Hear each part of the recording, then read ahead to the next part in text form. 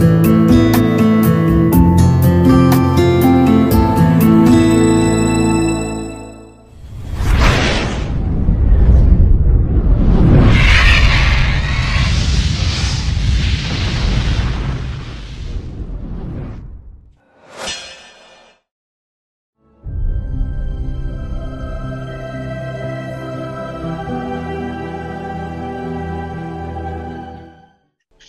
ucapkan selamat datang kepada seluruh peserta UI Academy yang ke-44 pada hari ini yang bertema Personal Digital Security and Online Safety. Sedikit gambaran materi yang akan disampaikan oleh pemateri pada pagi hari ini, yaitu adalah yang pertama digital security, yang kedua adalah cyber attack strategy, dan berikutnya adalah yang ketiga adalah how hacking work. Yang keempat adalah how to protect your device from hacking, yang ada di antaranya smartphone, laptop, ataupun PC, dan yang terakhir adalah additional security tools. Baik, tanpa berlama-lama, mari kita mulai acara pada pagi hari ini yang akan disampaikan oleh Saudara Zain Jamal Hussein. Beliau adalah salah satu member dari tim SOC Badan Sistem Informasi. Tim SOC itu gambarannya adalah satpam yang selalu menjaga cyber di lingkungan Universitas Islam Indonesia. Kalau satpam yang pada umumnya di UI itu banyak sekali, namun di Badan Sistem Informasi satpamnya hanya berdua, yang salah satu member timnya adalah Mas Yeni. Baik, tanpa berlama-lama, silakan waktu dan tempat saya persilakan. Bismillahirrahmanirrahim. Assalamualaikum warahmatullahi wabarakatuh. Waalaikumsalam warahmatullahi wabarakatuh. Pagi semuanya, Bapak Ibu dan sahabat-sahabat BSI sekalian. Perkenalkan, nama saya Zain Jamal Hussein, biasa disapa Zain. Dan ini mewakili Security Operation Center Universitas Islam Indonesia. Jadi memang betul tadi yang sudah disampaikan oleh Mas Agus ya, terkait dengan bagaimana SOC berperan di lingkungan Universitas Islam Indonesia. Nah, terkait dengan hal itu, ini saya mohon izin untuk sekedar sharing dengan Bapak Ibu dan sahabat-sahabat semua di Sivitas Akademik UI.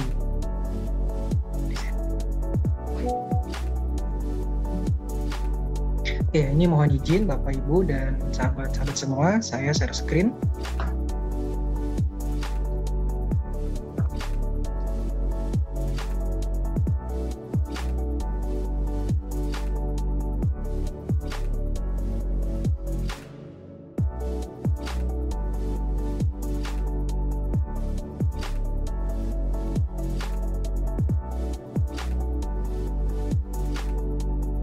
Baik, Bapak Ibu dan sahabat semua.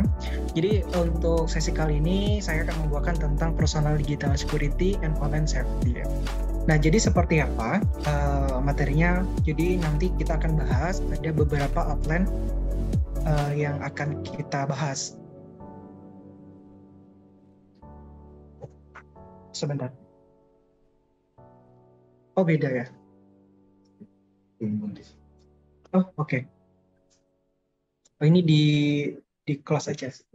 Oke.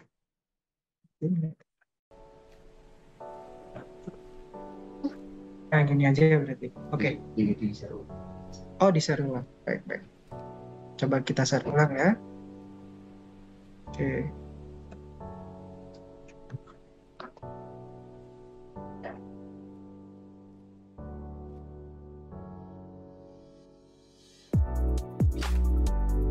Nah, udah?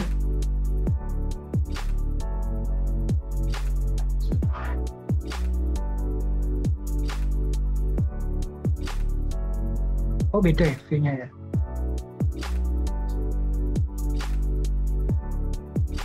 Oh, sebentar. Gimana?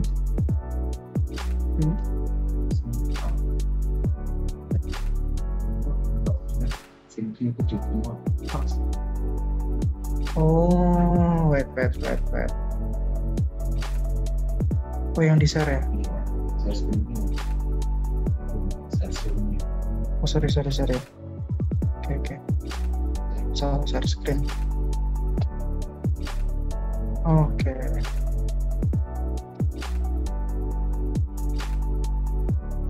Nah, udah ya? Nah, cocok. Oke, sedikit miss tadi, maaf Bapak Ibu. Jadi mungkin langsung aja kita mulai. Jadi terkait dengan personal digital security dan online safety yang akan kita bahas. Ini ada beberapa outline. Yang pertama adalah digital security, cyber attack statistic, hacking work, kemudian juga how to protect your device from hacking, dan additional security tools. Jadi kita mulai dulu Bapak Ibu dan sahabat-sahabat semua. Jadi seperti apa digital security itu sebetulnya? Nah, kalau paling gampang atau singkatnya, jadi keamanan digital itu melindungi komputer, perangkat seluler, tablet dari pencurian, penyusup, atau juga sampai dengan kerusakan sistem informasi dan fisik. Jadi digital security itu upaya kita untuk melindungi sebetulnya. Jadi bagaimana kita melakukan preventif untuk melindungi aset-aset kita, termasuk adalah aset-aset digital seperti data pribadi atau juga data-data yang sifatnya elektronik yang ada di website atau juga ada di kanal-kanal yang kita punya seperti Google Drive dan lain sebagainya. Kemudian kalau kita melihat statistik cyber attack yang global, ya, jadi kalau menurut data global ini saya dapat dari Checkpoint. Jadi mungkin Bapak Ibu, sahabat-sahabat semua penasaran nih. Jadi datanya itu dari mana? Nah, ini adalah data research dari miliknya SharePoint. Jadi kalau kita melihat dari tahun 2021 sampai dengan tahun 2022 itu ada peningkatan sejumlah 38%.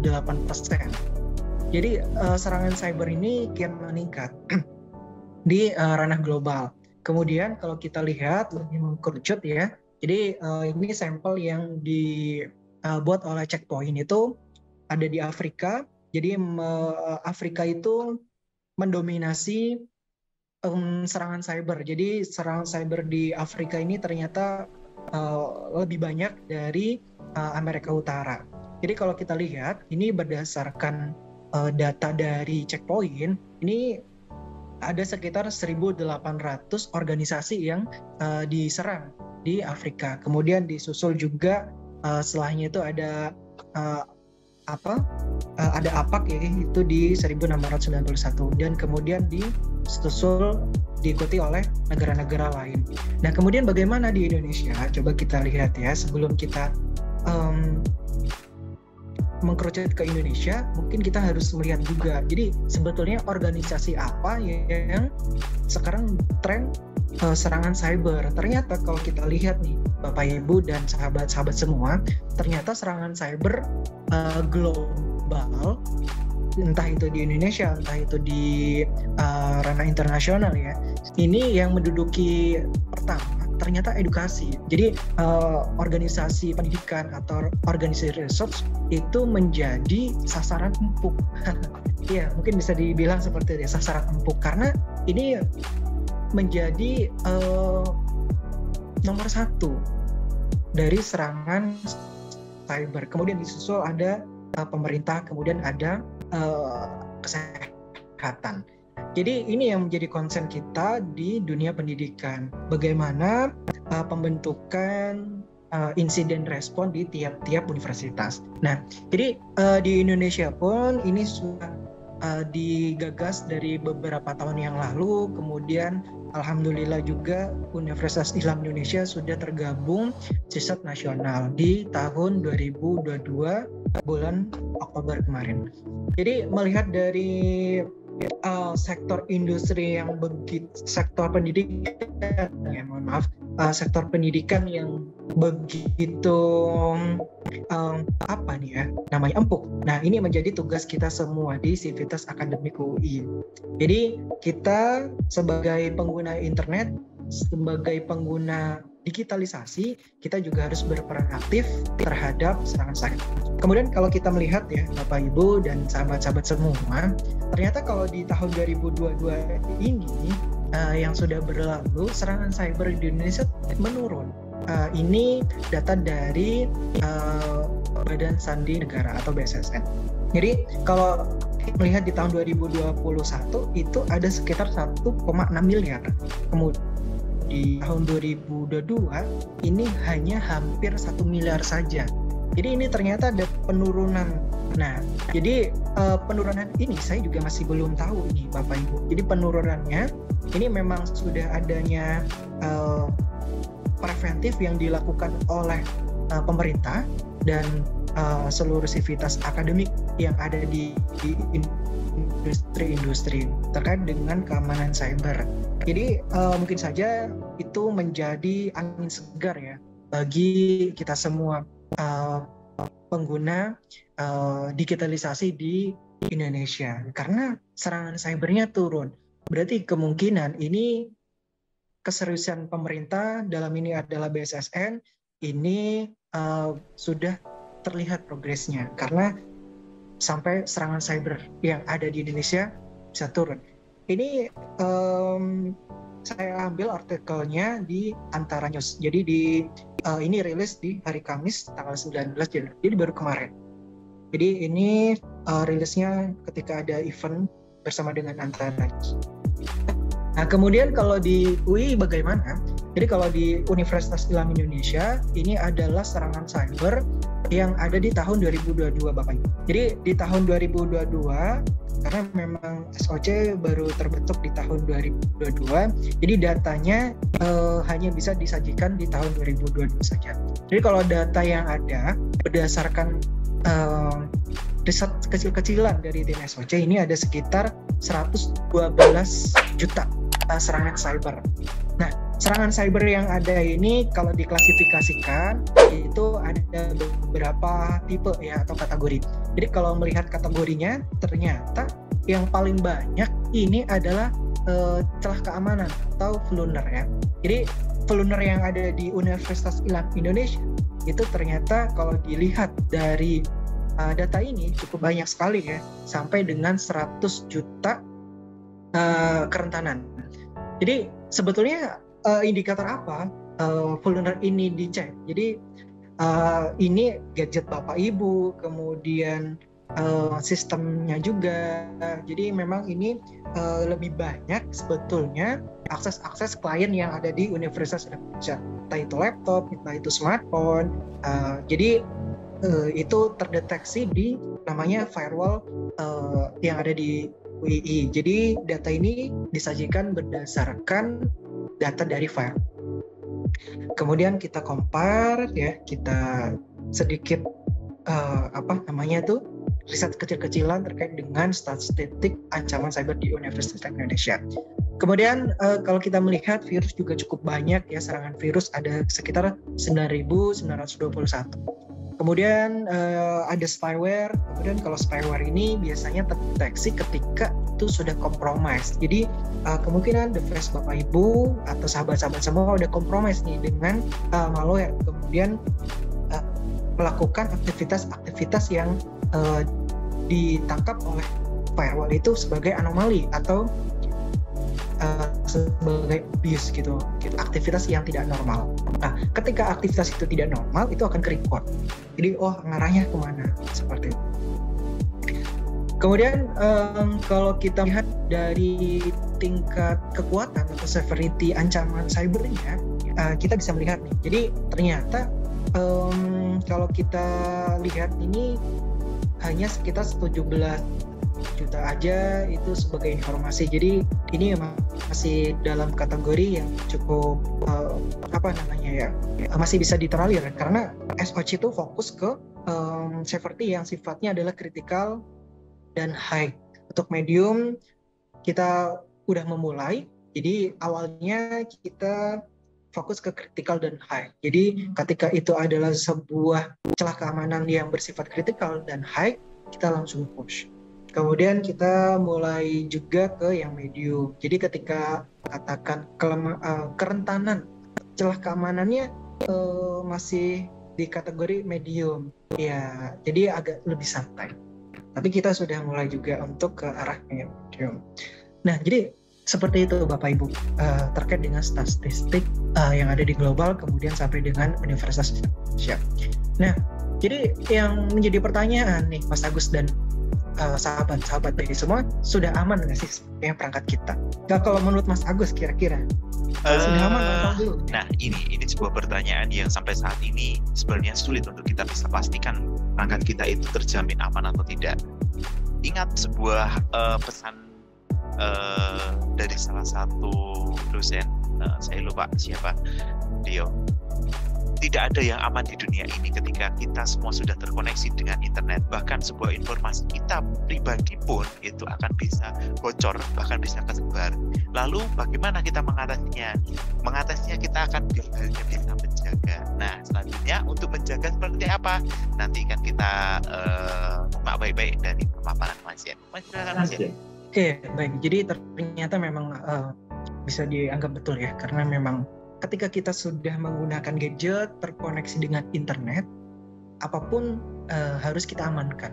Karena memang di internet kita nggak tahu nih, mungkin aja kita kelupaan, handphone kita belum diupdate, atau laptop kita juga belum diupdate. Ternyata ada celah keamanan, tiba-tiba masuklah sebuah malware atau sebuah virus gitu. Nah, jadi memang yang menjadi concern kita adalah bagaimana kita mengamankan aset kita. Jadi kalau dibilang aman atau tidak aman nih kalau kita connect internet kan. Ya, tidak ada 100% yang aman, tapi seberapa tangguhkah kita ketika berselancar di dunia internet. Nah, kita akan bahas apa itu. Nah, jadi terkait dengan keamanan digital. Tentunya kita tidak luput ya dengan namanya hacking. Nah, jadi kita coba dulu nih, kira-kira cara kerja hacking itu seperti apa? Tiba-tiba HP kita ngehang, tiba-tiba data kita bocor. Nah, sebetulnya bagaimana alurnya seorang hacker itu bisa mengambil alih data kita atau mengambil alih sistem kita. Ya, walaupun yang namanya hacker itu ada 3 klasifikasi Bapak Ibu dan sahabat-sahabat semua. Yang pertama adalah putih, biasanya hacker putih, kemudian ada hacker hitam, kemudian juga ada yang abu-abu. Nah, ini punya tujuan yang masing-masing. Jadi memang kalau ngomongin tentang hacker putih itu biasanya itu udah di-hire ya sama perusahaan untuk memang ngecek celah keamanan yang ada di perusahaan tersebut, termasuk dengan sistem-sistem yang ada. Kalau di dunia cyber itu bisa masuk ke divisi ini biasanya red team. Jadi tim merah itu biasanya dia mencari celah-celah keamanan yang ada di sistem. Tapi udah di-hire. Nah, beda dengan yang hitam. Jadi kalau hitam itu secara ilegal memang sengaja untuk mengeksploitasi. Nah, itu yang harus kita hindari. Nah, kemudian bagaimana cara kerjanya? Ternyata untuk cara kerja hacker itu sendiri, ini yang paling pertama adalah social engineering. Jadi dengan social engineering itu si hacker bisa mendapatkan informasi awal yang diperlukan. Ini social engineering memang biasanya dimanfaatkan oleh hacker itu karena sangat mudah. Karena mudahnya itu adalah memang yang namanya sistem keamanan yang paling terlemah itu adalah di manusia. Jadi otomatis si hacker itu akan melakukan penetrasinya di social engineer dulu nih, karena yang paling mudah. Biasanya memanfaatkan phishing, kemudian juga scam dan lain sebagainya, banyak banget. Karena memang social engineering ini memanfaatkan keinginan untuk menolong orang lain juga. Jadi biasanya butuh duit nih, biasanya papa minta pulsa, mama minta pulsa, ya kayak gitu. Ketangkap polisi juga Mas. Ketangkap polisi juga gitu kan. Jadi tiba-tiba ditelepon ke pihak polisian dan sebagainya. Nah, itu memanfaatkan social engineering. Jadi tiba-tiba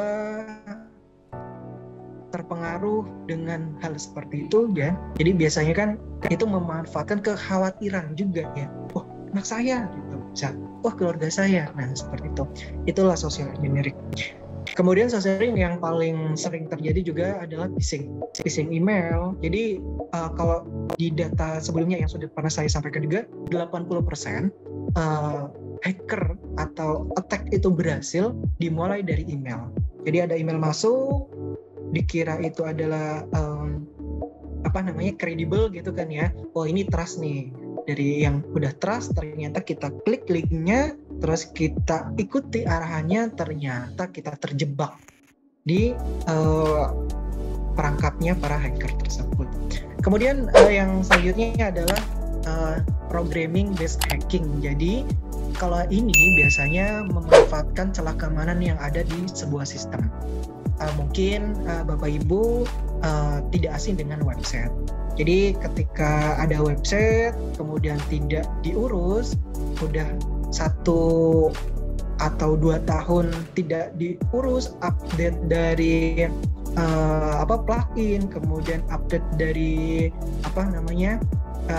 repo-reponya. Nah, itu kan menjadi celah keamanan tersendiri. Nah, ini yang dimanfaatkan juga oleh para hacker.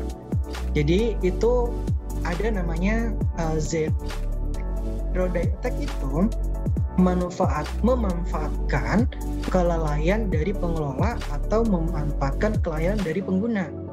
Jadi sebuah sistem itu sudah ada kerentanannya, sudah ada celah keamanan, tapi kita belum sadar. Nah, itu yang disebut Zero Day Attack. Kemudian para hacker ini langsung memanfaatkan celah itu.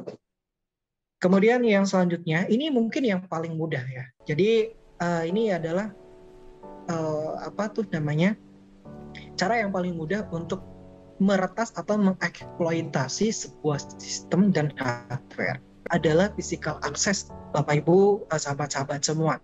Jadi dengan kelalaian kita, biasanya mungkin kita terlalu nggak tahu ya, mungkin karena sudah percaya dengan lingkungan kita buka laptop, di situ banyak data pribadi, banyak transaksi gitu kan, kemudian nggak pakai password, nggak pakai PIN gitu kan, kita tinggal ke toilet gitu kan.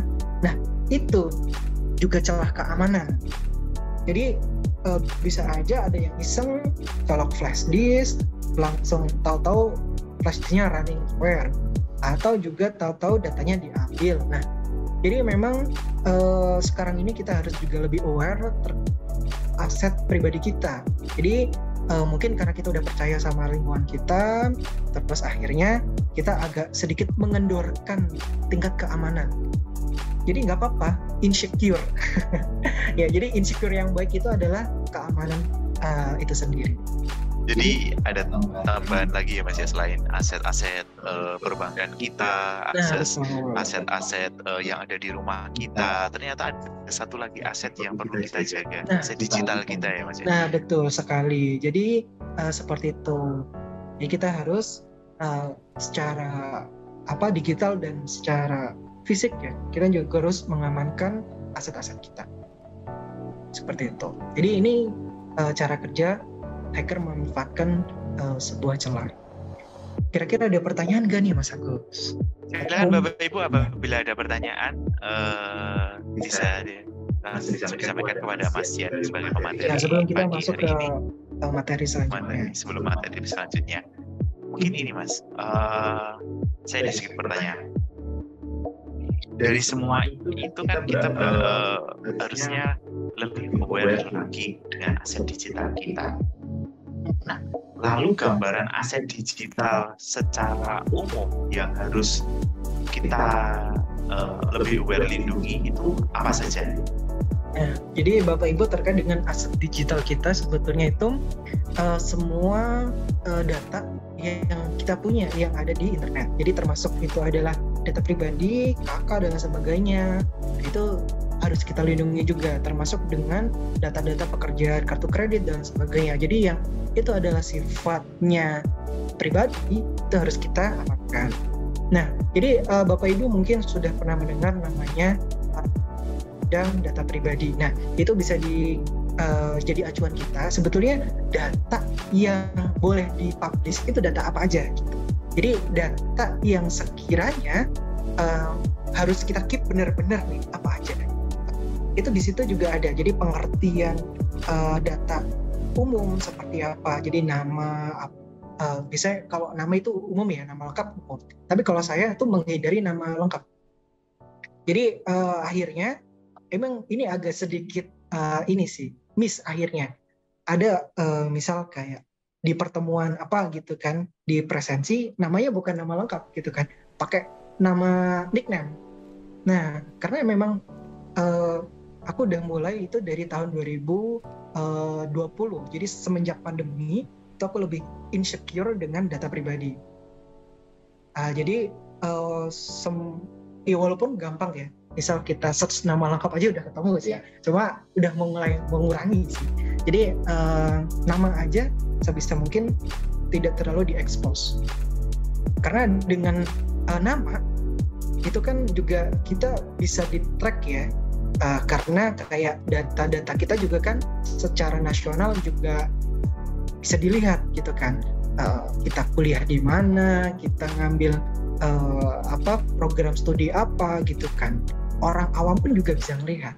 Nah, jadi memang karena data kita juga mudah diakses, nah otomatis kita juga harus tadi menjaga aset-aset yang lebih pribadi lagi. Ini Mas, jadi sebuah pertanyaan kembali, berarti kan pepatah lama kita harus sedikit patahkan ya, tak lama kata saya. Jadi bukan dikenal namanya, cukup dikenal nickname-nya saja berarti ya. Iya, kadang kalau harus seperti itu ya, kalau di kondisi yang sekarang, kalau saya sendiri. Tapi kalau Bapak Ibu dan rekan-rekan semua, itu kan kembali lagi ke diri kita ya. Jadi kalau saya dulu pas masih kuliah itu kan, kalau bikin tulisan pakai nama panjang terus, karena biar sejarah mencatat kita search ada nama kita terus gitu kan. Nah jadi memang itu kembali lagi dengan kebutuhan. Jadi Bapak Ibu dan sahabat-sahabat semua mungkin bisa udah mulai, oh ini data-data yang boleh aku expose, oh ini data-data yang sifatnya pribadi. Nah, ini menjadi konsen kita semua bahwa harus memilah-milah data, bagaimana kita bisa mempublish data yang harus kita publish ataupun data yang memang bersifatnya harus rahasia. Hati-hati juga Bapak Ibu semua ketika berfoto selfie ya. Kadang-kadang kita berfoto selfie ria, kita upload ke media sosial kita, itu adalah sebenarnya data pribadi kita masing-masing. Jadi cukup perlu hati-hati juga ya Mas ya.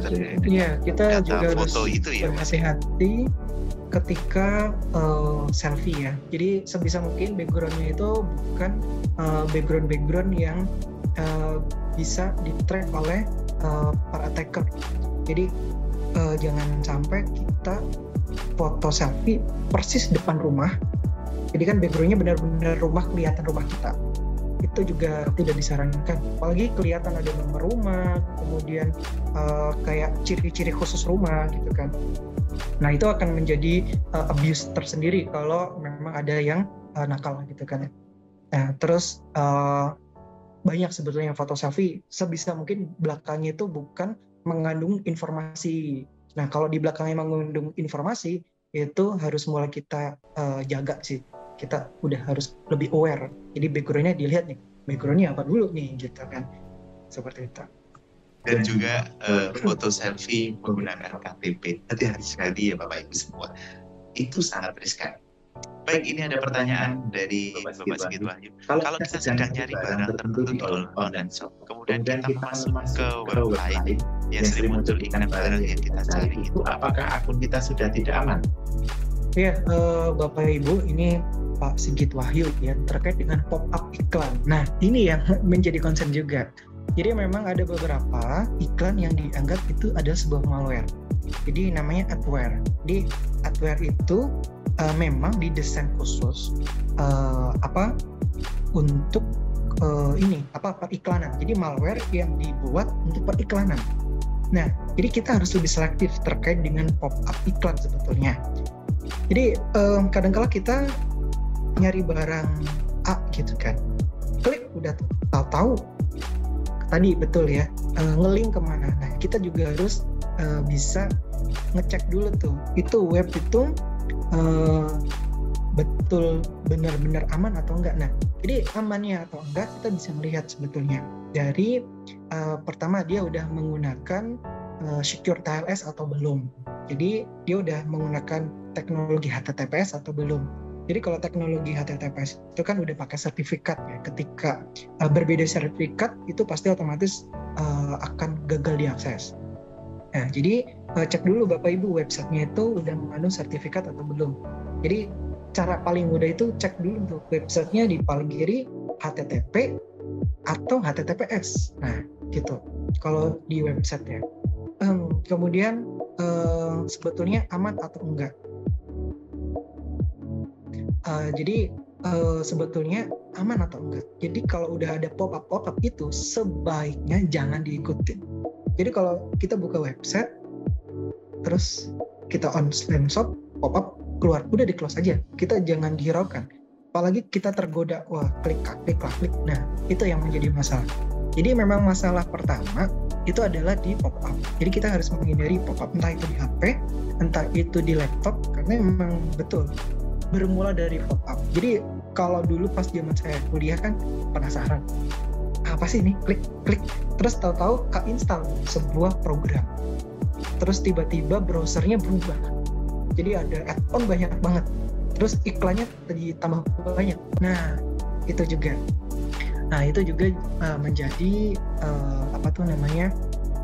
harus kita tekankan lagi.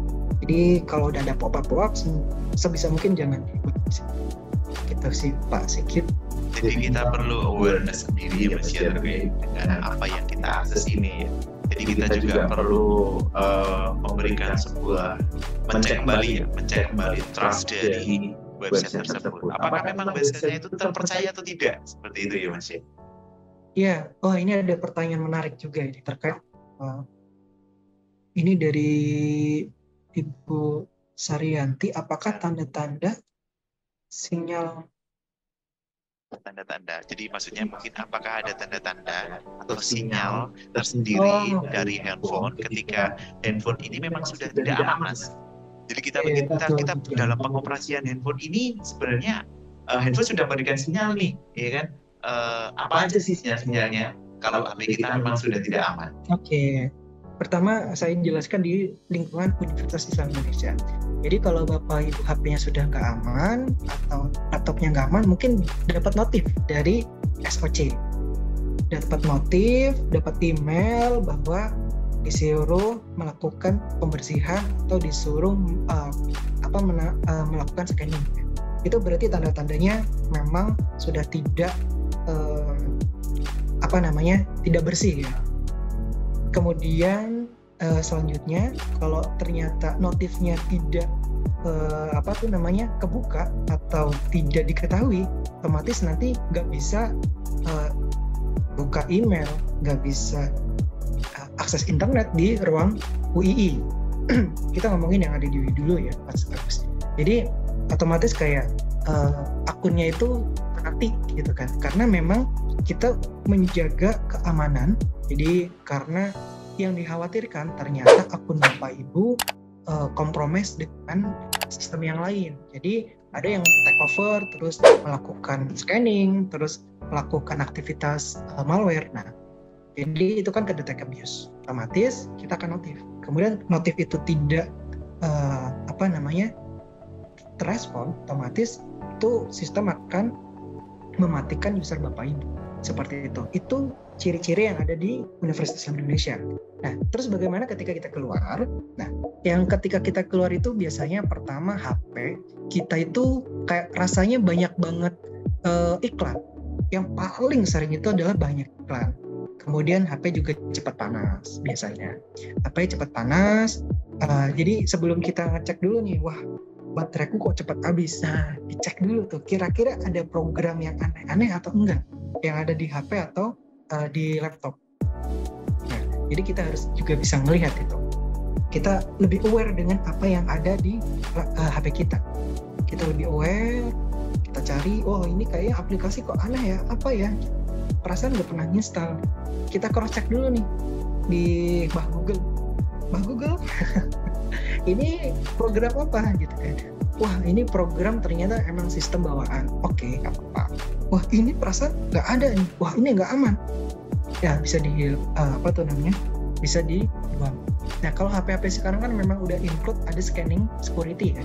Kalau HP-HP sekarang keluaran 2020 atau 2019 kan udah juga ya.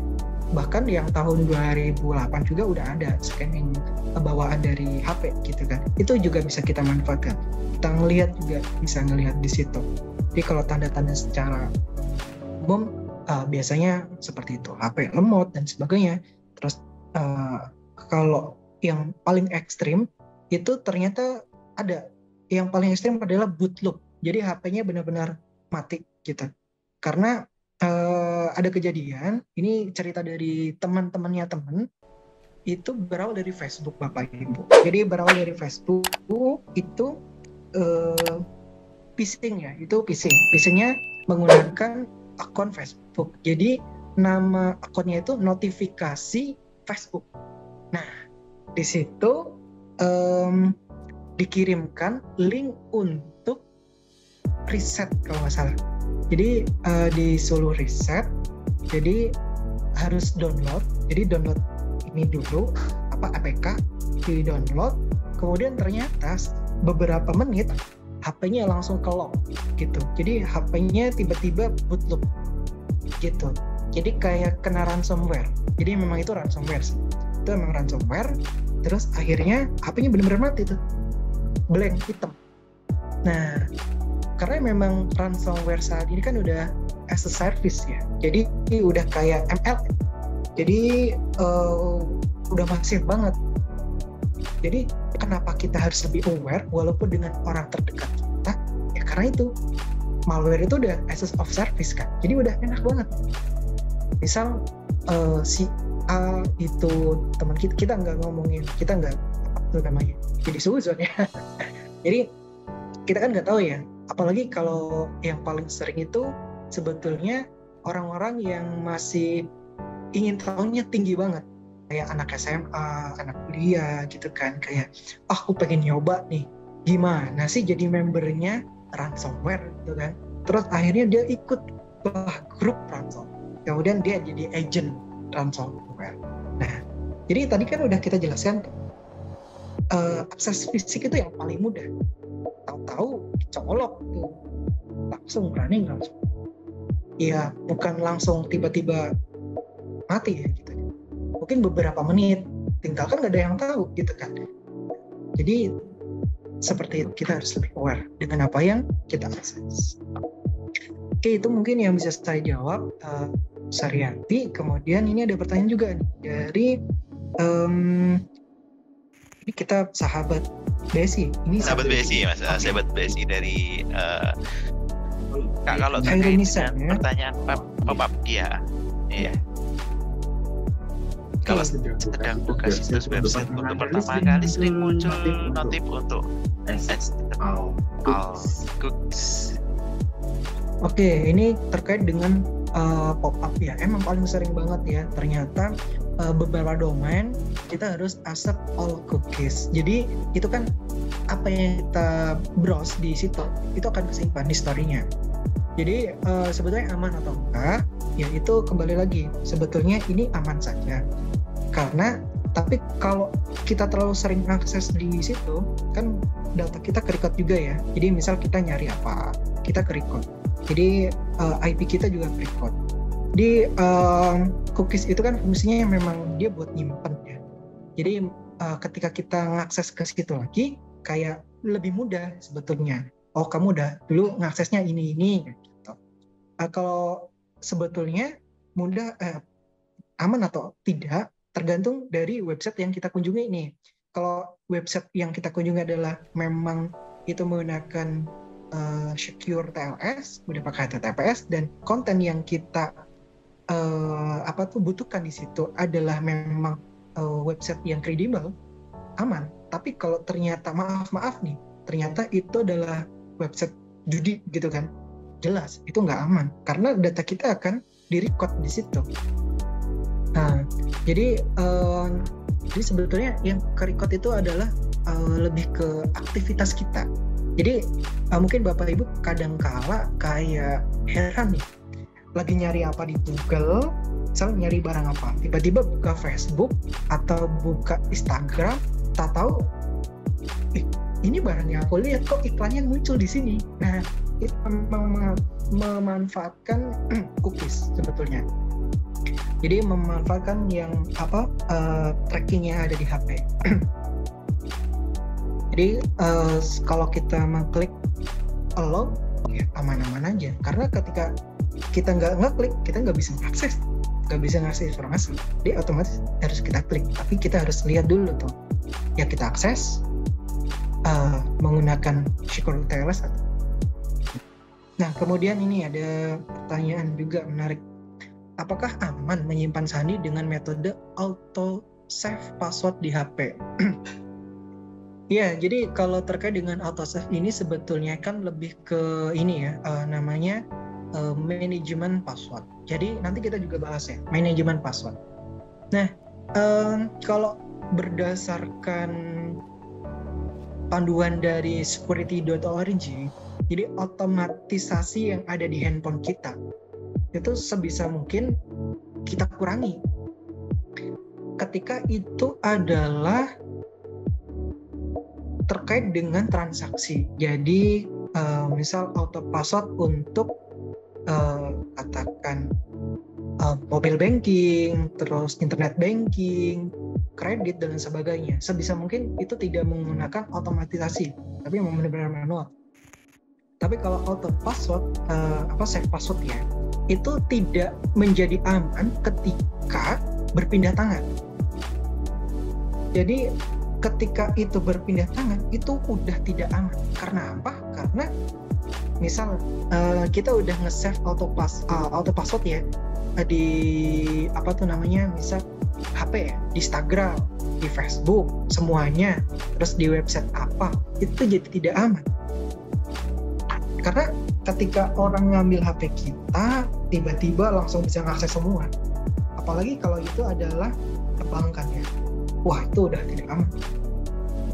Nah, jadi memang yang harus diamankan ketika kita menggunakan auto save password adalah handphone kita.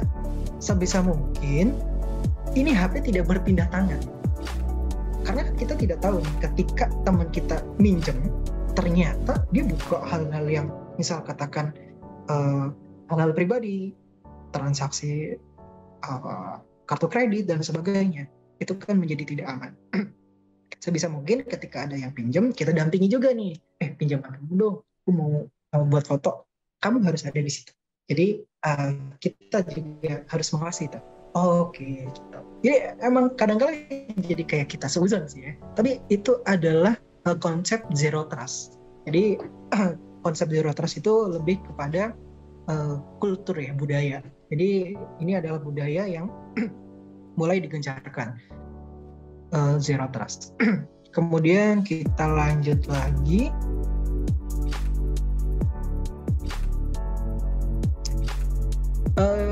Izin bertanya, untuk menangani data kita yang sudah terlanjur dicuri. Nah, ketika itu datanya pribadi ya, jadi dengan adanya undang-undang perlindungan data pribadi, ketika itu data pribadinya kita dicuri dan itu dipublikasi secara masif, sebetulnya kita bisa menuntut ya. Kita bisa menuntut kalau berdasarkan undang-undang tersebut. Nah, kalau yang udah dicuri, udah diekspos, skip. Itu yang jadi konsep.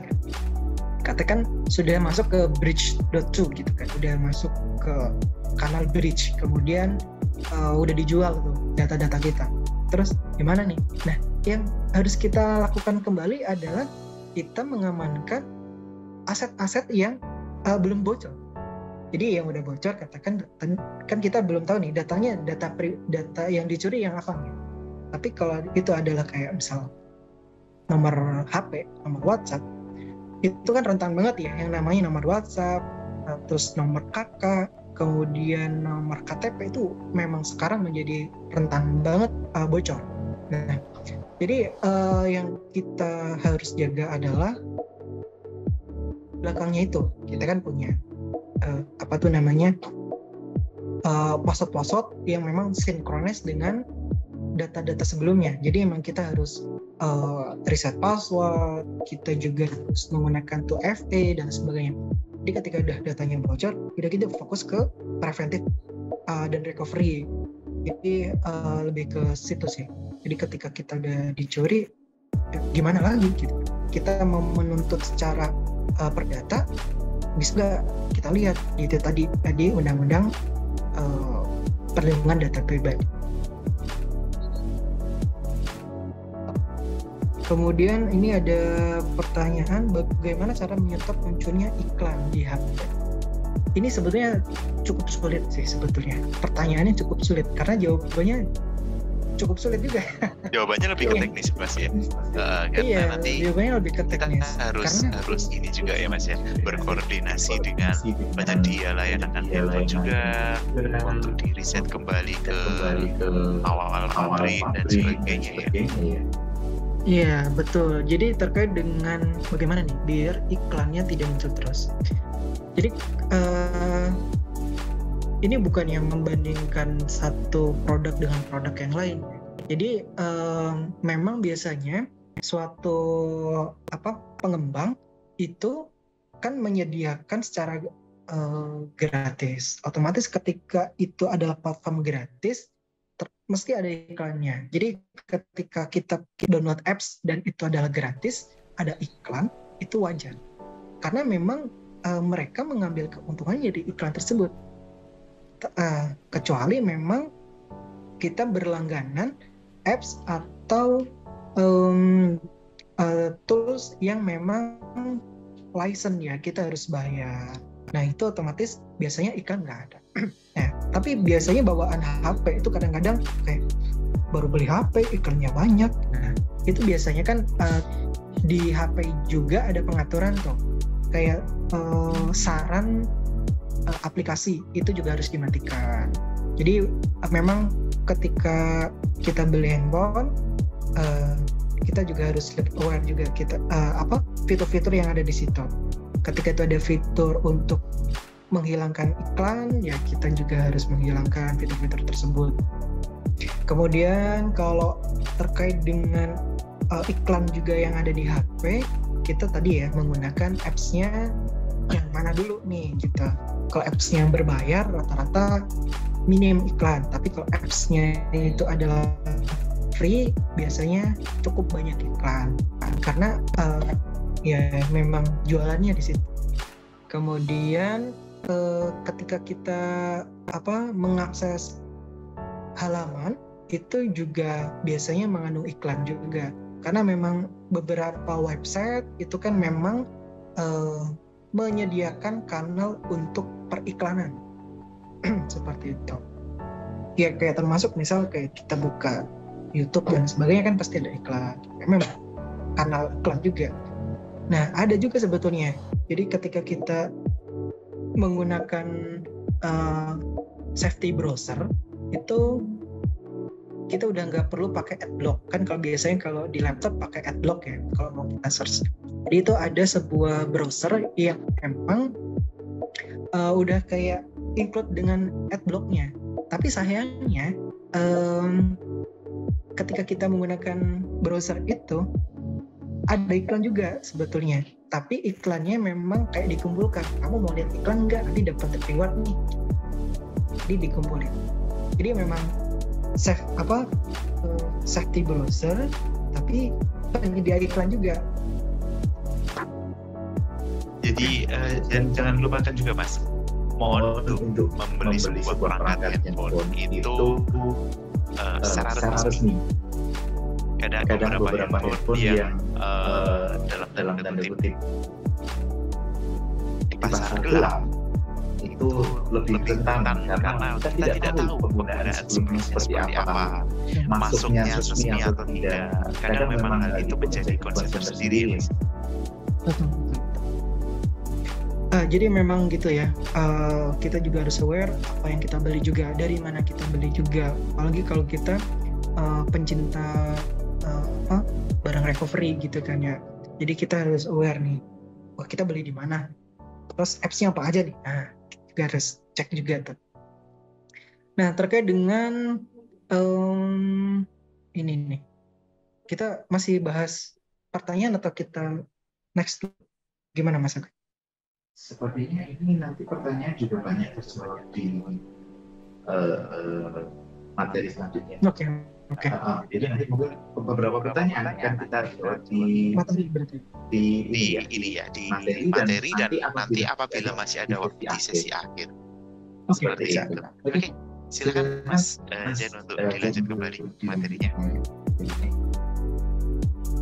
Bagi Bapak Ibu yang sudah bertanya, mohon untuk ditunggu, nanti akan jawaban insya Allah akan disampaikan di akhir sesi ini. Oke, jadi Bapak Ibu terkait dengan bagaimana kita untuk mencegah device kita dari hacker ya, jadi hacking. Nah, yang pertama adalah keamanan ponsel. Jadi pertama tidak melakukan jailbreak. Nah, jailbreak itu mungkin kalau kita pengguna Android itu biasanya disebutnya nge-root ya. Belum, HP-nya udah di-root belum nih? Pakai aplikasi ini enak. Nah, kan biasanya beberapa aplikasi itu mengharuskan kita melakukan jailbreak atau melakukan root smartphone. Nah, ini sangat-sangat tidak disarankan Bapak Ibu. Jadi, saya dulu waktu kuliah masih melakukan yang namanya jailbreak atau nge-root. Senang banget nge-root, download aplikasi ini. Kemudian sudah mulai tersadarkan, udah bisa nge-root deh gitu kan. Nah, jadi Bapak Ibu kalau senang ngoprek, mungkin handphonenya ditambah. Yang satu buat ngoprek, ya kan, buat melakukan root dan lain sebagainya. Satunya polos gitu kan, bersih gitu. Nggak ada bukan jailbreak. Kemudian yang kadang-kala kita pengen lebih cepat, nggak pengen repot, itu biasanya ponselnya nggak dikunci atau kuncinya 1 menit atau bisa juga bisa di anomali kan ya, tiba-tiba HP Bapak Ibu kelupaan gitu kan, misal di taruh di meja, kemudian ke toilet, ketika itu ada 5 menit, wah itu ada celah 5 menit tuh, bisa dipegang, oprek, wah tadi passwordnya aku inget nih gitu. Nah gitu, jadi itu jadi abuse juga. Kemudian yang selanjutnya adalah Bapak Ibu dan sahabat-sahabat semua harus aware terkait dengan OS yang digunakan dan aplikasi yang digunakan. Jadi sebisa mungkin patch terbarunya juga diupdate ya. Jadi kita sering banget ngupdate, karena dengan kita ngupdate itu menutup celah keamanan atau bug yang ada di sistem tersebut. Seperti itu. Kemudian Bapak Ibu juga bisa menerapkan autentikasi dual factor atau 2FA. Jadi biasanya kalau 2FA kan Bapak mau masuk ke satu halaman ada OTP biasanya gitu. Jadi dalam sehari-hari Bapak Ibu mungkin udah melakukan 2FA ketika bertransaksi di ATM. Bapak Ibu, sahabat-sahabat semua juga harus punya kartu ATM. Kemudian juga harus punya PIN, harus ingat PIN-nya. Nah itu udah 2FA tuh. Jadi secara tidak sadar kita udah menerapkan 2FA. Tapi sayangnya di dunia digital kita kadang lupa, pengen yang praktis gitu kan. Satu kali udah selesai. Nah sebisa mungkin kita juga harus menerapkan itu. Kita harus terbiasa dengan melakukan 2FA. Kemudian selanjutnya adalah membuat kata sandi yang unik. Pengen cepet kata sandi sama semua setiap sistem. Kemudian simpel banget, misal Zen 123, terus nanti di passwordnya itu semua Zen 123. Nah, kadang-kala itu yang menjadi abuse juga kan, ketika hacker menggunakan dictionary atau menggunakan brute force kemudian melakukan itu tadi ya, first otomatis kan gampang nih. Jadi meaningnya gampang banget, pencocokannya kan gampang. Jadi wah ini nggak kuat nih. Jadi sebetulnya pasti yang paling mudah dan paling aman itu dalam sehari-hari kita sih. Contohnya mungkin kita hafal banget sama lagu gitu. Katakan kita senang banget sama lagu Balonku Ada 5. Maksudnya balonku ada 5, dipegang erat-erat. Terus ditambahin misal, saya pegang ya, yang sehari itu kan panjang banget. Itu kalau di meaning, di dictionary gitu kan, itu kan memakan waktu lama juga. Kecuali ada yang tahu, teman kita ternyata lihat catatan kita, itu berisiko juga. Jadi memang password juga harus diamankan. Jadi kita bahas nih, bagaimana cara kemudian menyalakan hapus data. Jadi semoga ini tidak terjadi sih Bapak Ibu, HP kita, ponsel kita hilang, kemudian otomatis data kita kan akan bisa diakses orang lain. Nah, dengan fitur-fitur yang sudah ada, itu kita juga harus menerapkannya. Jadi sebetulnya fiturnya adalah memang hapus data. Jadi ketika HP kita hilang, kita benar-benar clear data, si ponsel nggak bisa diakses, emailnya juga keblokir, jadi benar-benar HP-nya udah nggak bisa diapa-apain gitu, udah hilang semua. Nah seperti itu. Jadi memang ini fitur yang dimiliki oleh semua platform ya, platform seluler. Jadi ini termasuk untuk melindungi data pribadi. Jadi ketika HP-nya hilang, langsung melakukan hapus data. Tapi kita juga harus mengaktifkan ini. Kalau belum diaktifkan juga belum bisa. Jadi kalau mungkin di iPhone itu kan ketika kita tracking terus ada hapus data juga, itu hapus data juga harus aktif. Kemudian kalau di Android juga itu juga harus aktif. Ketika kita menggunakan track berdasarkan Google, ya kita juga harus aktif tuh si hapus datanya. Jadi memang ini fitur yang sangat membantu ketika aset kita hilang. Kemudian yang tadi ya terkait dengan pop-up. Nah, jadi kita harus menghindari phishing dan pop-up. Phishing itu bisa dimulai dari iklan, dimulai dari email, kemudian dimulai dari handphone, dimulai dari chat, SMS, WhatsApp, Telegram, semua kanal sosial media itu bisa. Jadi di Instagram juga ada, tiba-tiba ngirim link, terus kita akhirnya ngikutin link tersebut, akhirnya kita terjebak di phishing. Nah, jadi kita harus aware terkait dengan menjaga keamanan ponsel. Nah, kemudian yang selanjutnya, ini masih sama ya, keamanan smartphone sama ponsel. Ini versi, kalau yang tadi ada itu versi security.org. Nah, kalau ini versi yang ada di dalam sini. Jadi intinya sebetulnya sama, kita tidak melakukan jailbreak. Jadi kita hanya menginstal aplikasi-aplikasi yang memang ada di Play Store atau di App Store aja. Kita nggak perlu menginstal aplikasi di luar situ. Karena kalau aplikasi yang ada di Play Store dan App Store itu udah melewati mekanisme keamanan.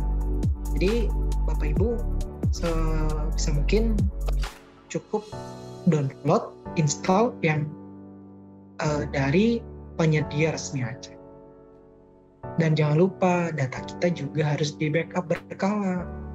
Ya karena itu ya, tadi sewaktu-waktu kita nggak tahu ternyata HP kita atau ponsel kita hilang, kita udah punya backup data-data yang penting gitu kan. Jadi ketika kita hapus data gitu kan, kita masih punya data-datanya. Gitu. Kemudian gimana nih kalau kita menjaga keamanan di laptop atau di laptop atau di komputer? Sebetulnya tidak terlalu jauh berbeda ya dengan kita menerapkan di HP. kita juga harus punya antivirus, kita juga tidak menginstal sembarang aplikasi, apalagi yang crack-crackan gitu ya. Jadi ketika kita menginstal aplikasi yang crack, kalau emang itu ada kepepet banget gitu kan, sebisa mungkin kita perketat keamanan gitu. Ya, kita perketat keamanan, atau kalau bisa pakai gadget yang lain. Wah, aku mau pakai aplikasi yang ini. Jadi ketika kita punya 2 laptop gitu kan, atau 2 PC, 1 PC atau 1 laptop, udah ini khusus yang crack-crackan, ini khusus yang secure gitu kan, udah itu nggak ada data-data yang pribadi banget gitu kan, ini cuma sekedar data-data data-data biasa gitu kan, yang sifatnya tidak pribadi. Udah aku pakai ini aja, misal kayak buat ngedit foto gitu kan, udah di sini aja. Terus kita mau bikin grafik gitu kan, wah kita terpaksa banget kita harus crack, yaudah beda environment, beda gadget gitu, sebisa mungkin. Tapi kalau nggak bisa, coba pakai alternatif aplikasi yang lain. Kemudian yang paling menjadi concern ini adalah tidak gampang sih colok-colok USB. Kadang-kala kan kalau sekarang udah mending ya, nggak kayak zaman kita tahun 2000 berapa tuh ya? 15. Iya segitu lah ya, sebelum 2015 mungkin ya, 2000-an lah ya, 2010 sampai dengan 2008. Colok tahu-tahu, aduh laptopku kena virus, ya kan? Kalau sekarang kan lebih secure ya. Kemudian mengakses hanya website yang aman atau menggunakan data TPS ya. Jadi itu terkait dengan TLS. Jadi Bapak Ibu kalau mau akses website, dilihat dulu nih, itu domainnya dicek dulu betul atau enggak, terus sertifikatnya juga. Jadi kalau ini website apa sih gitu kan, kayak kita jarang ke situ tuh, kita cek dulu, kita cek di ininya, di paling kiri ya, TPS, diklik sertifikat, keluar, sertifikatnya keluar, jadi kita bisa melihat, ini sertifikatnya habis di kapan, itu juga ada gitu kan. Nah seperti itu. Atau mau pengen lebih secure lagi, ketika kita mengakses sebuah website, coba kita cek dulu nih websitenya mengandung malware atau enggak. Jadi ini ada salah satu website yang bisa kita pakai Bapak Ibu, namanya adalah Virus Total. Jadi bisa diakses di virustotal.com, kemudian ketikkan nanti di situ nama domainnya, kita cek tuh nama domainnya bersih atau enggak. Itu bisa juga, namanya adalah Virus Total. Jadi kalau udah, Virus Total akan ngecek tuh di database-nya, ternyata dia websitenya bersih, ya udah aman berarti gitu kan. Udah kita lanjut lagi gitu. Jadi kalau mau lebih secure lagi, kita cek website-nya. Jadi di tim SOC juga sering menggunakan salah satu kanal itu gitu kan. Kita cek nih, ini websitenya oke nih gitu kan. Terus kalau ada anomali, kedetek mengakses malware ke website ini, websitenya dicek, ini ternyata memang websitenya mengandung malware gitu kan.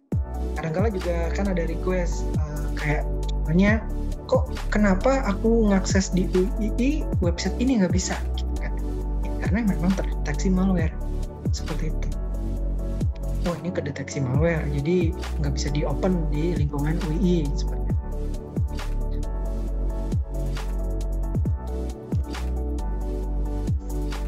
Kemudian ini kita masuk ke tool security yang bisa kita gunakan Bapak Ibu.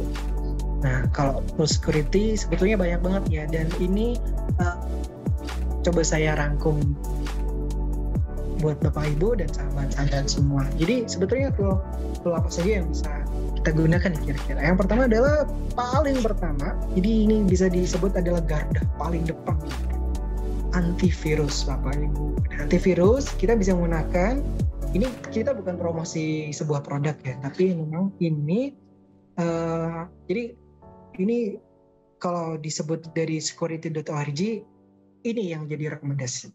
Yang pertama adalah Norton, Kaspersky, MCAV, kemudian Bitdefender. Nah aku nggak menyebut Malwarebot. Malwarebot memang ini tambahan aku sendiri karena saya rasa menggunakan Malwarebot cukup enak gitu kan.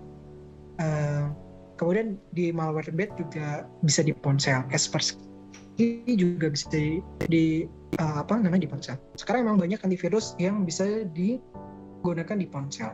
Nah pertanyaannya, antivirus itu ada nggak sih sebetulnya yang gratis? Itu nggak usah bayar gitu. Ada nggak sebenarnya? Ada. Sebetulnya ada. Jadi antivirus itu memang menyediakan gratis, tapi kan trial sayangnya. Karena memang ketika antivirus itu menggunakan database synchronize ke cloud gitu kan, kita harus berbayarnya di situ. Jadi database-nya biar up to date. Nah, ketika kita pakai trial nih, kita kan 1 bulan, biasanya trialnya 1 bulan ya. Kita sebenarnya bisa menggunakan trial itu, kita manfaatkan untuk scanning. Jadi ketika Bapak Ibu katakan terdeteksi perangkatnya ada abuse ya, kayak anomali atau malware gitu, kita bisa menggunakan produk-produk yang memang trial tapi langsung download di portal resminya. Kita memang meminta akses trial aja gitu kan, 3 minggu, 1 bulan gitu. 1 bulan udah selesai, udah beres, dihapus aja nggak apa-apa. Nah terus mau nyakin lagi, kita download lagi dari kanal yang sama gitu kan. Jadi tidak menginstal yang sebelumnya, tapi kita download lagi. Karena ketika kita menginstal downloadan yang udah lama, itu pet udah nggak terbaru. Tapi kalau kita download lagi dari portal yang resmi, nah itu petnya udah terbaru lagi. Seperti itu mengakali sih sebetulnya. Biar kalau mau nyakin ini pet terbaru. Nah, yang jadi pertanyaan juga sebetulnya kan ketika kita nggak pakai antivirus, sebetulnya aman nggak nih? Nah, kalau pengguna Windows, pengguna Mac, sebetulnya kan memang bawaan dari laptop kita udah ada antivirus, udah ada firewall-nya juga. Nah, itu sebetulnya sudah cukup ketika itu up to date. Jadi pembaruan sistemnya juga diikuti, otomatis pembaruan dari antivirus atau firewall bawaan juga itu akan update. Sebetulnya itu udah cukup, tapi laptop kita nggak pernah diupdate, kemudian aplikasi kita juga sembarangan. Itu yang menjadi celah keamanan. Kemudian kita juga bisa menggunakan Secure VPN. Ini ada satu yang belum saya masukkan, ada kelupaan. Ada namanya tuh Secure Browser.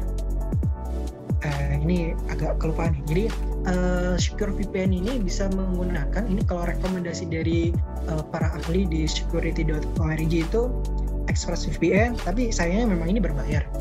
ExpressVPN, VPN, kemudian ada tambahan nih, EduVPN. Ya, jadi Bapak Ibu ini sekalian promosi EduVPN. Jadi Bapak Ibu kalau pengen akses lebih secure di luar lingkungan UI bisa menggunakan EduVPN atau FortiVPN kalau emang Bapak Ibu sudah punya akses ke FortiVPN. Jadi memang untuk Sivitas Akademik UI yang masif diberikan adalah EduVPN. Kenapa ini disebut Secure VPN? Karena memang sebelum kita mengakses ke ini akan dihadang dulu oleh firewall yang ada di Universitas Islam Indonesia. Jadi difilter dulu tuh. Oh ini website mengandung malware, blokir. Oh ini blokir.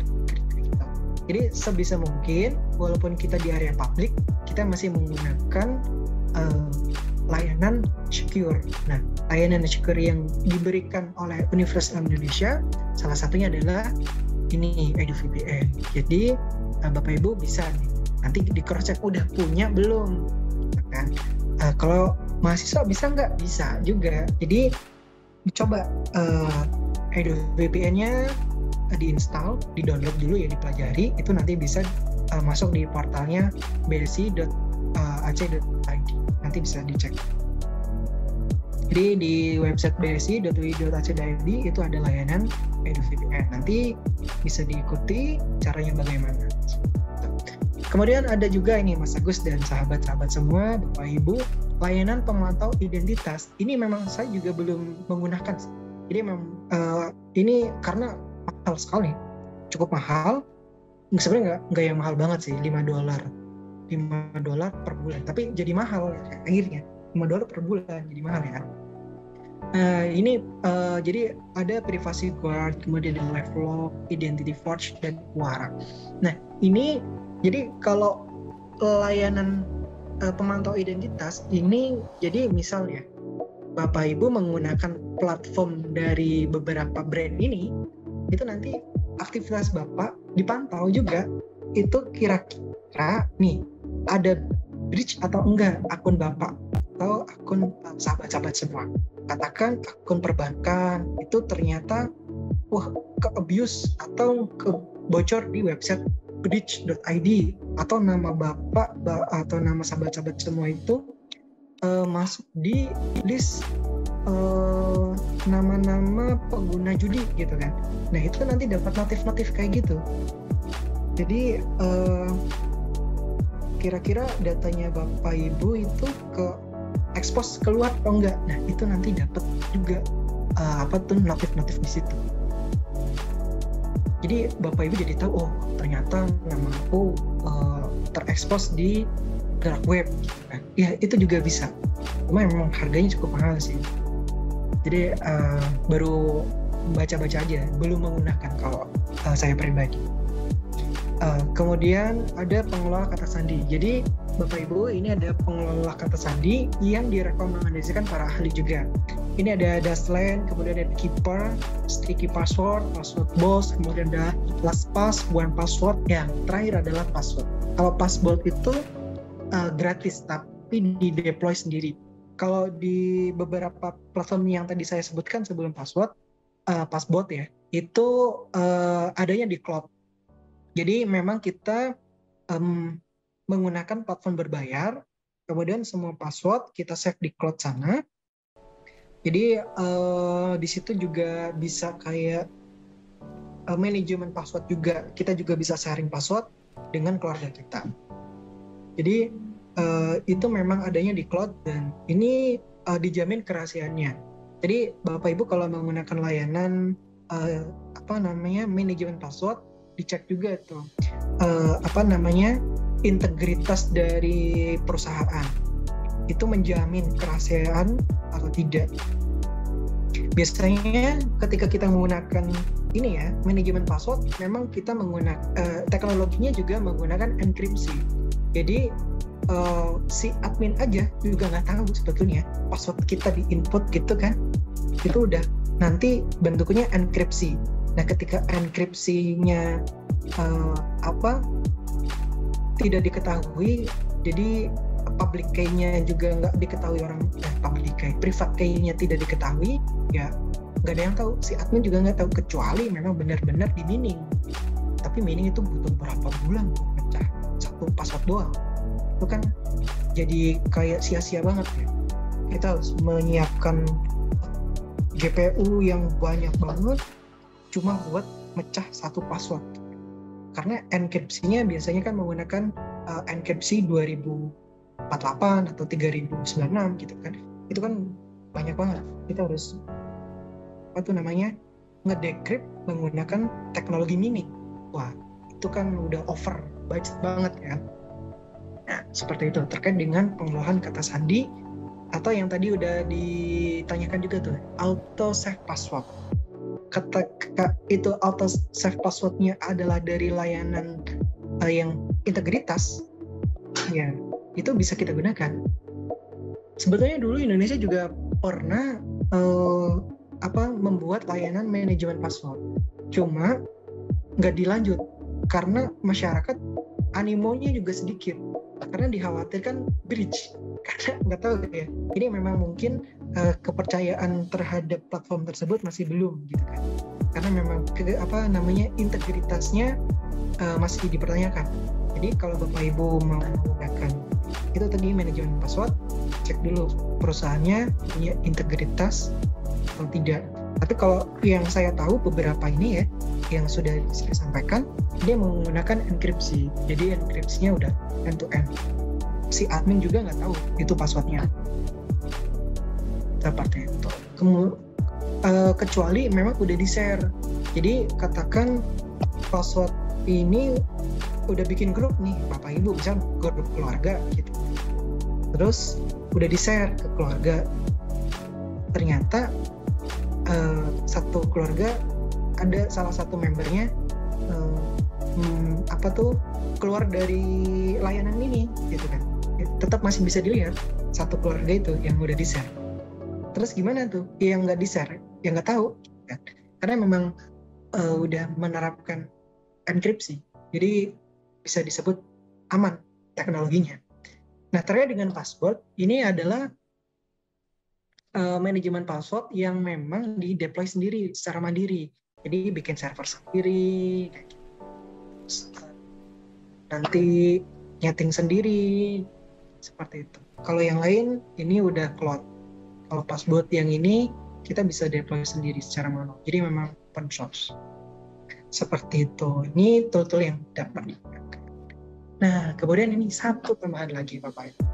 Membersihkan malware. Jadi gimana nih kalau mau membersihkan malware? Kalau mau membersihkan malware secara menyeluruh, memang yang paling penting kita harus punya backup data.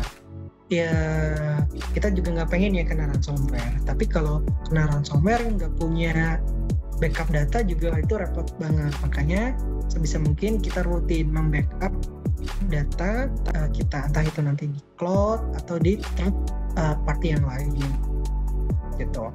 Kemudian ketika kita mau scanning, kita mau cek laptop dari malware, putuskan juga koneksinya dulu.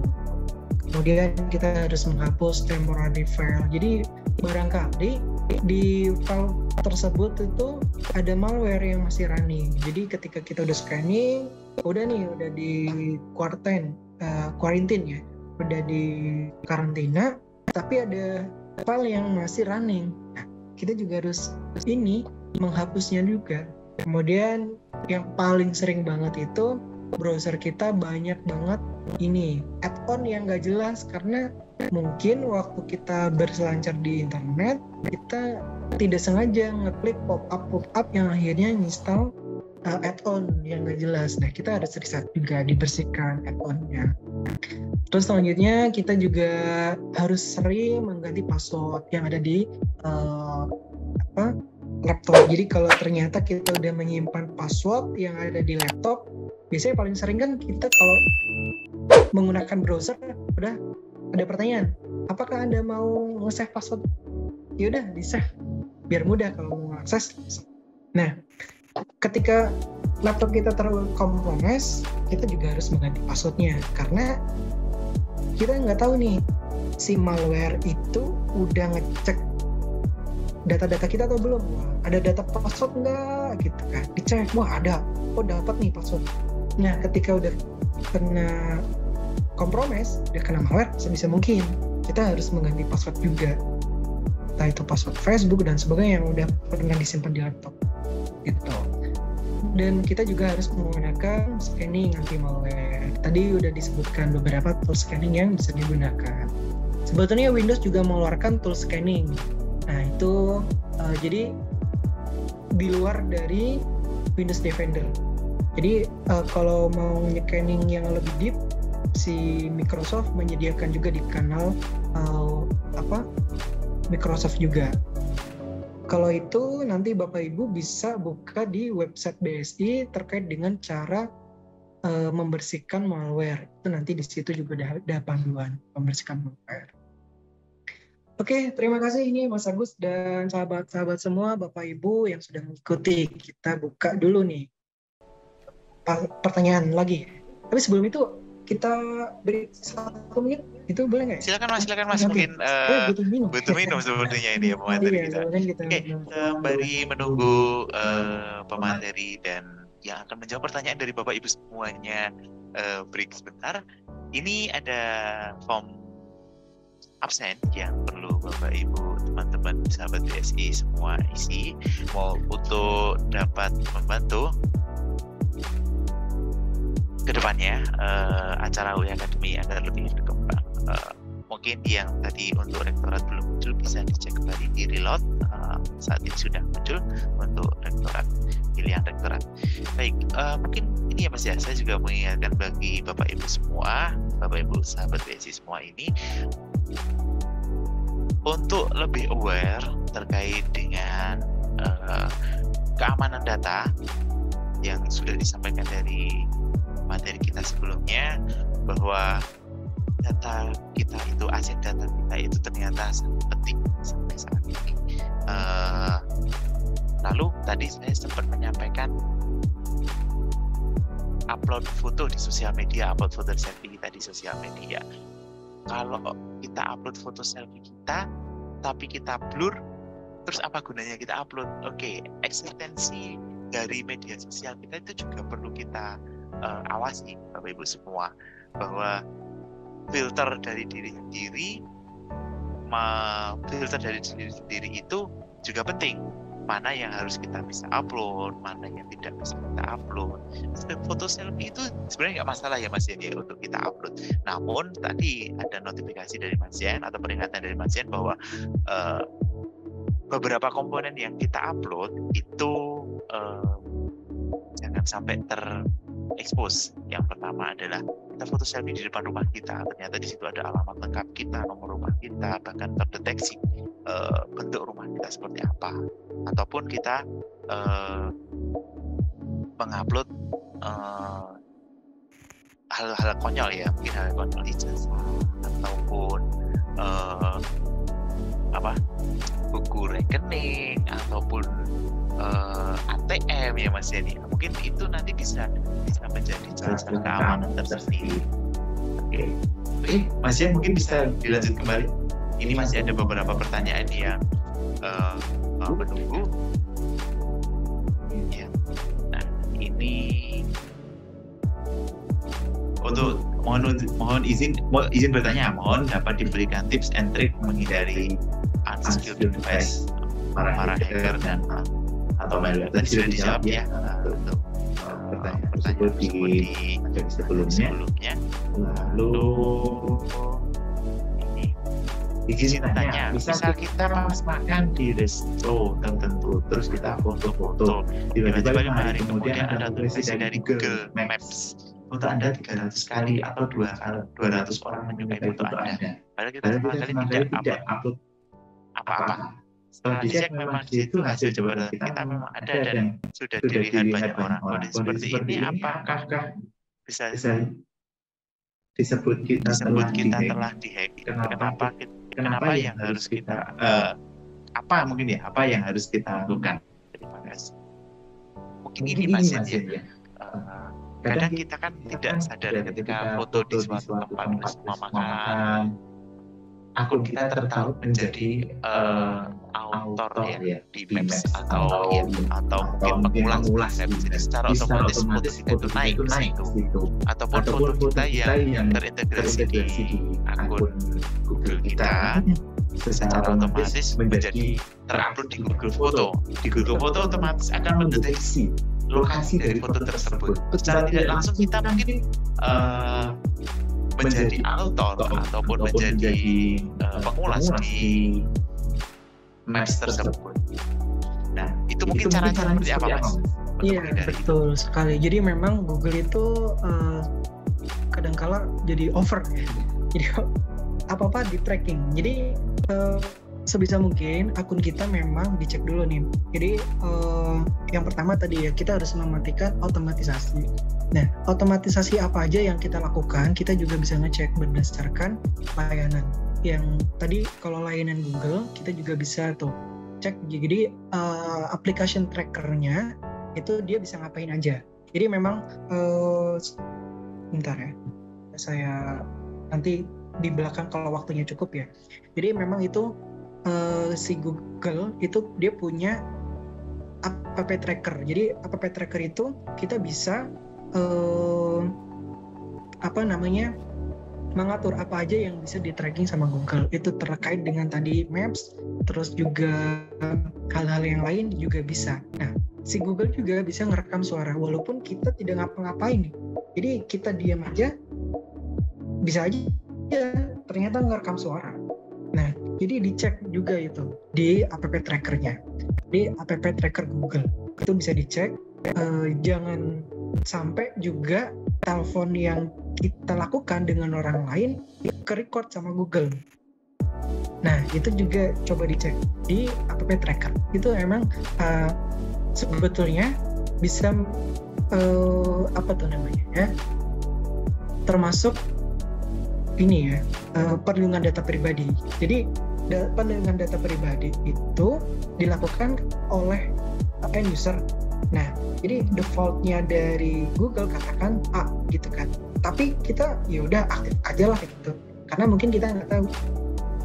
Jadi coba dicek dulu di app trackernya. Kalau saya kebetulan tiap kali ada aplikasi minta app trackernya dialog enggak. Halo enggak. Apalagi aplikasi yang membutuhkan ini ya, lokasi. Kan biasanya beberapa minta aplikasi kayak gini kok minta lokasi, ngapain gitu kan. Yaudah, nggak usah. Jadi kalau map kan otomatis lokasinya harus aktif ya. Cuma yang di tracker apa aja, coba dicek juga itu. Atau memang kita sering jadi author dari ulasan maps, itu terus otomatisasinya ternyata nyala, itu juga harus dicek gitu. Terkait dengan tadi ya pertanyaan foto-foto kita yang tahu kok udah ada di ulasan. Jadi sebenarnya secara tidak langsung ya Mas ya, kita itu menjadi pengulas di beberapa topik di Google itu tanpa kita sengaja. Karena memang dari Google itu secara otomatis menggunakan data-data kita secara yang mungkin kita tidak sadar. Betul. Jadi kita harus lebih aware sih platform. Jadi kita coba cek. Gak cukup waktunya kalau kita menjelaskan ini. Iya. Mungkin di lain sesi ya Mas ya. Mungkin kita akan menambahkan sesi berikutnya, sesi lain dalam lebih dalam lagi mungkin nanti terkait dengan penggunaan beberapa aplikasi yang sebenarnya ini celah loh dari untuk malware masuk seperti itu. Sebetulnya kalau disebut malware masuk itu tidak juga terkait dengan layanan. Itu lebih ke data pribadi kita sih. Data pribadi kita ke expose.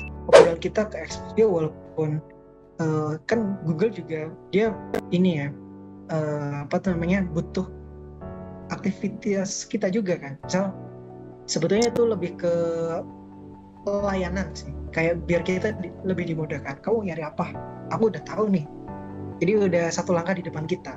Jadi berdasarkan aktivitas yang kita lakukan. Jadi kayak gitu.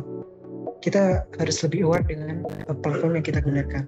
Aktivitas apa yang otomatisasinya jalan dan tracking apa aja yang dilakukan. Kita harus lebih aware di situ. Itu sebenarnya Google itu lebih ingin mengerti kita. Iya.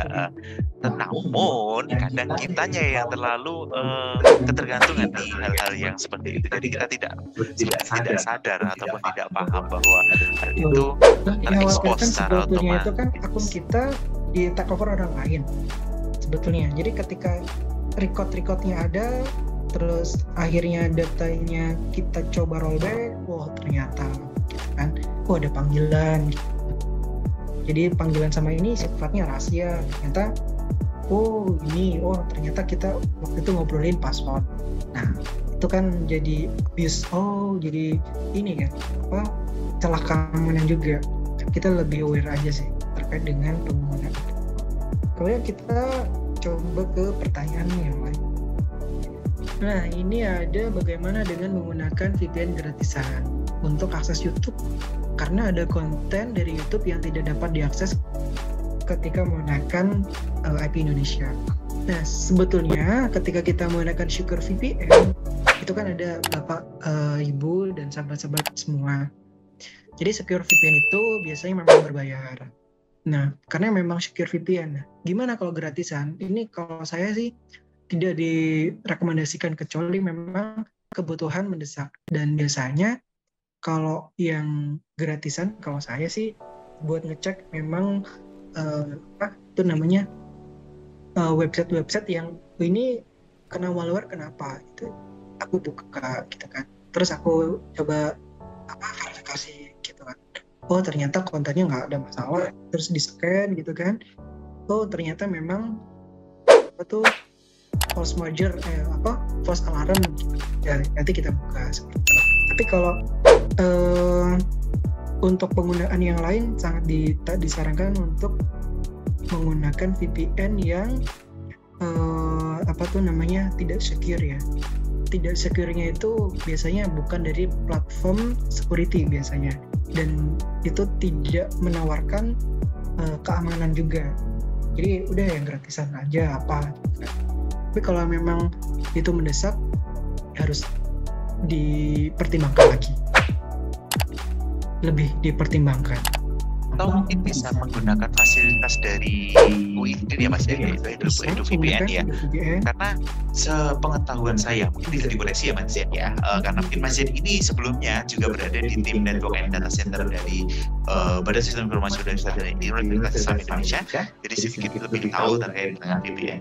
Seingat saya dan setahu saya, EduVPN UI ini hampir sama ya Mas ya penggunaan dengan VPN yang ada secara umum, bahkan yang berbayar.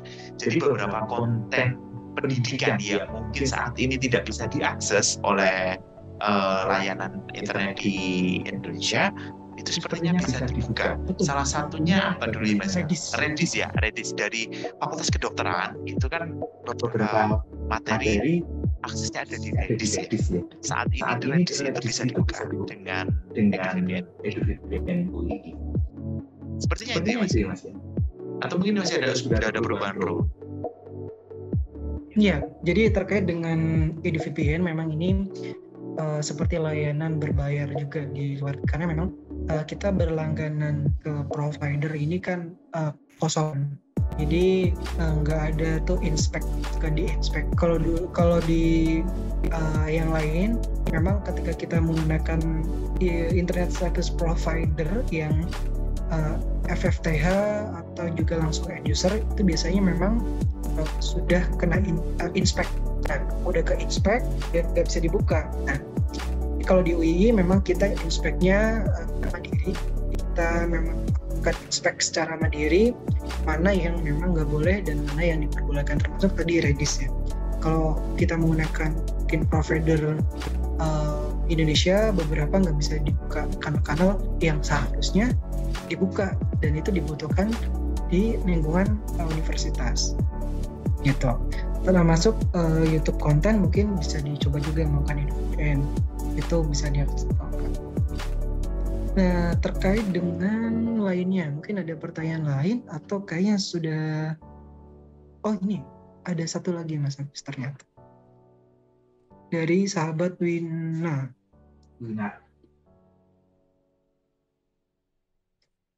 Nah, ini masalah HP hilang agar data tidak disalahgunakan. Saya clear data via laptop dan semua data akan hilang sendiri. Tapi resikonya HP sudah tidak bisa ditemukan karena kita pilih clear data terus data yang ada di SIM card juga hilang. Betul. Ketika kita pilih clear data baik. Jadi memang itu adalah bisa disebut penghancuran diri. Jadi clear data ketika handphone hilang itu memang salah satunya adalah penghancuran diri. Jadi kita harus kadang-kadang memang betul ya, kita berusaha untuk menemukan perangkat kita. Wah, kita udah pakai tracking gitu kan. Wah, HP-nya di sana nih. Tapi kalau ternyata HP-nya sudah berpindah tangan, itu memang mau gak mau kita harus menghancurkan diri dengan cara clear data itu. Kecuali memang kita sudah berupaya buat menemukan HP, jadi dan di tracking sampai kemana, udah dicoba di tracking, terus akhirnya nggak dapet, ya cara yang selanjutnya adalah menghancurkan diri dengan meng-clear data, termasuk SIM-nya juga datanya hilang. Itu memang metode untuk penghancuran diri, karena yang dikhawatirkan berpindah tangan. Yang sangat dikhawatirkan adalah berpindah tangan, datanya juga pribadi, ya otomatis kan jadi abuse. Bisa jadi datanya dibocorkan atau datanya disalahgunakan, seperti itu sih. Jadi memang kalau dibilang sayang banget ya. Udah HP-nya gak ketemu, dihancurin gitu kan. Terus tahu-tahu berapa hari kemudian HP-nya ketemu nih. Waduh, repot juga kan. Nah, iya kan. Kayak mau, kalau mungkin orang Jawa bilang gelo ya. Aduh, udah ketemu tapi HP-nya gak bisa dipakai. Ya, gimana? Ya, mungkin ada sebuah risiko tersendiri ya Mas Andi. Ya. Kalau jadi ada yang perlu dikorbankan, mungkin seperti itu ya Mas bahasanya mungkin ada yang perlu dikorbankan karena memang untuk menyelamatkan data kita dari penyalahgunaan dari perangkat yang sudah hilang ini, mungkin ya memang harus kita relakan bahwa data kita hilang dan handphone kita tidak bisa digunakan lagi. Sebenarnya yang mahal itu bukan handphonenya ya, data yang ada di dalamnya. Karena mungkin ya kita berasumsi bahwa di perangkat kita tidak ada data penting ini. Ya udahlah, cuma foto, cuma nomor WA mungkin bisa diambil alih. Tapi kita harus berpikir lebih maju bahwa foto ini bisa dimanfaatkan loh buat bikin WhatsApp baru. Ada kontak kita kan ada di situ ya, kontak kita ada di situ semua. Ternyata dibuat untuk penipuan dari kontak kita. Ya, jadi kontak-kontak kita dikontak lagi nih sama orang lain menggunakan foto kita, mengaku sebagai kita, minjem uang. Kan nanti kita juga yang akhirnya dikejar oleh orang yang memberikan uang tersebut. Jadi beranggapan bahwa itu kita. Nah ini kan sebenarnya kan berat juga ya Mas ya kan. Daripada itu terjadi, penting ya sudah kita relakan semua, baik perangkat dan data kita. Betul. Terkait dengan handphone hilang, memang kita harus punya metode tadi penghancuran diri ya. Walaupun mungkin yang pertama kita lakukan, kita nge-track sih. Kita nge-track HP-nya bisa ditemukan atau tidak. Nah, kita juga harus punya waktu kita ini HP hilang. Terus mau sampai kapan kita akan nyari gitu. Jadi sebisa mungkin HP-nya dicari dan itu kayak sudah, kayaknya ini udah cukup, ya udah kita hancurin diri aja. Terkait tadi yang kayak penggunaan foto, saya juga pernah, jadi saya jadi korban. Jadi fotonya malah jadi curhat ini ya pemateri kita. Jadi itu memang betul juga. Jadi apapun yang kita share di media sosial itu bisa disalahgunakan. Jadi kalau saya akhirnya kontak yang ada di WhatsApp kan sifatnya lebih pribadi ya WhatsApp kan, daripada kayak Facebook dan Instagram. Sebisa mungkin beda. Jadi tidak ada fotonya di media sosial. Jadi harus beda. Jadi jangan sampai sama. Jadi katakan misal foto A itu adalah kontak WhatsApp. Kemudian foto A jangan sampai ada di media sosial, entah itu jadi story, entah itu jadi feed, atau itu jadi konten dan sebagainya. Bisa mungkin enggak sih. Jadi emang harus beda. Nah, jadi kan itu buat mengenali, ini siapa nih? Jadi seperti itu sih, memitigasi dari penyalahgunaan foto kita. Mungkin itu yang bisa saya sampaikan Bapak Ibu semuanya dan sahabat-sahabat BSI. Ini kalau tidak ada pertanyaan mungkin kita cukupkan atau bagaimana nih Mas? Mungkin ada pertanyaan bagi Bapak Ibu yang masih ganjal ya. Ini saya perlu menanyakan ini. Nah seperti itu. Iya, mungkin ada. ada tim dari SOC Badan Sistem Informasi, silakan bisa dijelaskan. Betul. Ya, terkait dengan tadi ya safety browser, kita bisa menggunakan salah satu Brave.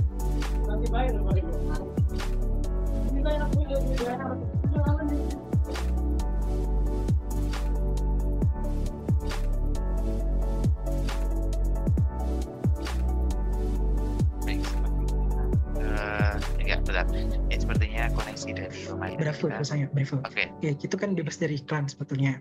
Dan sudah kembali. Oke, ya. Jadi terkait dengan safety browser, kita juga bisa menggunakan produk-produk lain ya. Atau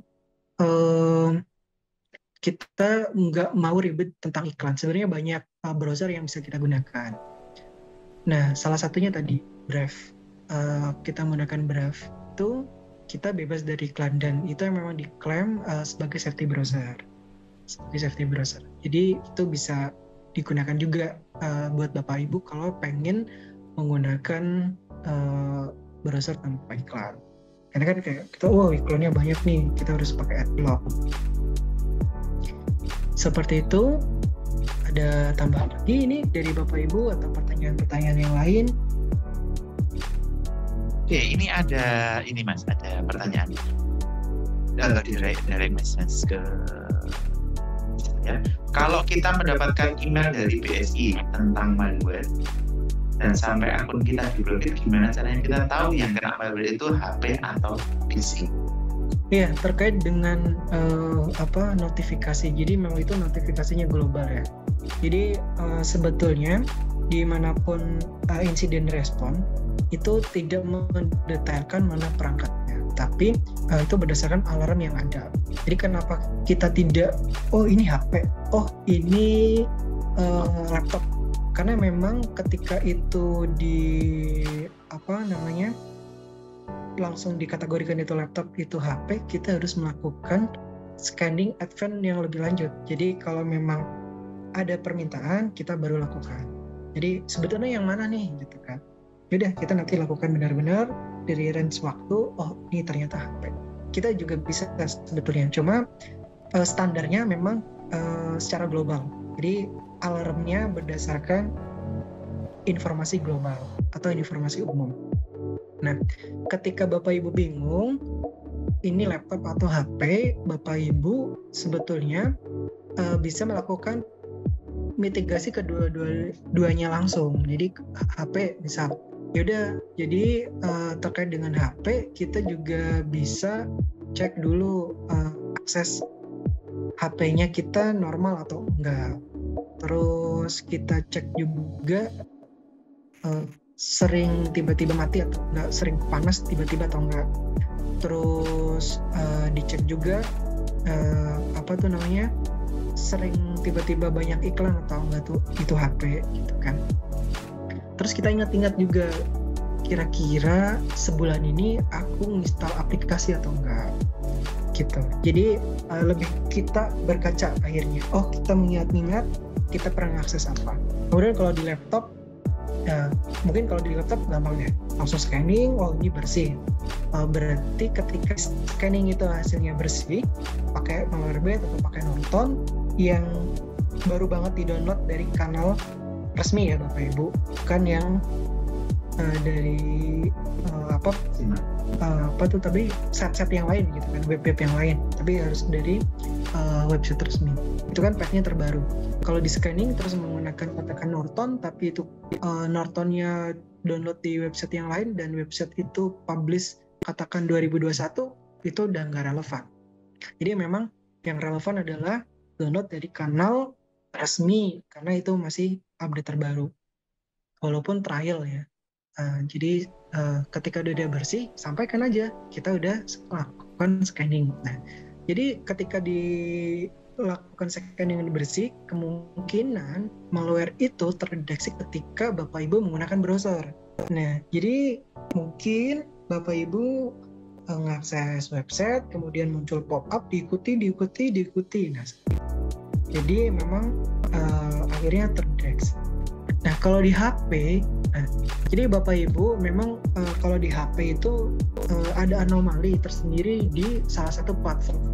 Nah, platform ini itu produk Cina sebetulnya. Jadi memang ini produk Cina, itu dia mengirimkan namanya SSL. Jadi tiap dia terhubung ke internet, dia akan mengirimkan SSL. Nah, jadi sebetulnya itu kan harusnya nggak perlu ngirim gitu. Nah, terdeteksi lah oleh firewall bahwa itu anomali, makanya pasti otomatis kita akan konfirmasi. Itu udah, oh ini HP nih.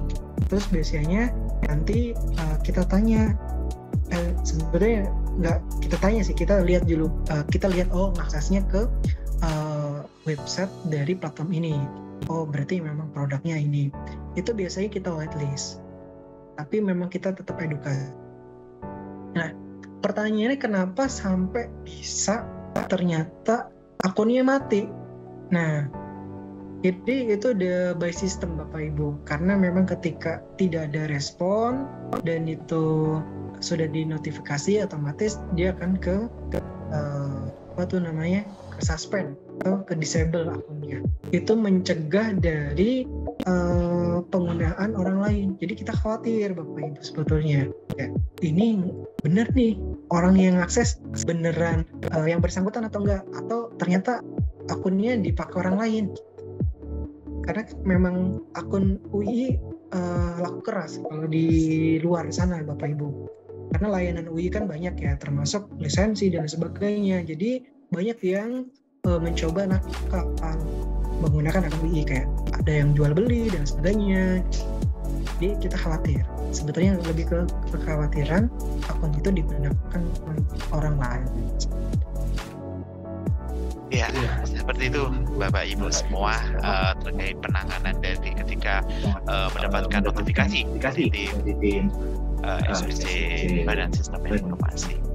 Mungkin kita cukupkan untuk perencanaan pada siang hari ini ya Mas ya. Sudah siang sepertinya, udah hampir jam 11 siang. Mungkin akan kita lanjut di sesi-sesi berikutnya di Akademi. Sesinya ini akan banyak masukan dari para sahabat-sahabat kita mungkin Mas. Jadi nanti materinya mungkin bisa kita sesuaikan. Kemudian terkait dengan materi yang ini nanti peserta dapat atau enggak nih? Nanti kalau saya kembalikan lagi kepada pemateri pada pagi siang hari ini. Bagaimana? Apakah bisa dipublish atau tidak? Sebetulnya ini boleh. Kalau yang ini boleh dipublish. Jadi memang beberapa udah saya ini koreksi ya. Jadi biar ini bisa siap publish gitu kan. Jadi nggak masalah. Nah itu nanti mungkin yang udah ngisi di daftar tadi bisa. Ini kan juga buat belajar kita bersama, kita kan saling mengingatkan. Ada juga nanti ini bisa kita publish di YouTube juga ya Mas ya. Untuk record pada pagi siang hari ini nanti akan kami publish juga di kanal YouTube dari Badan Sistem Informasi. Mungkin ada tambahan dari Mas Yen sebelum kita akhiri dan kita tutup acara UI Akademi yang ke-44 ini.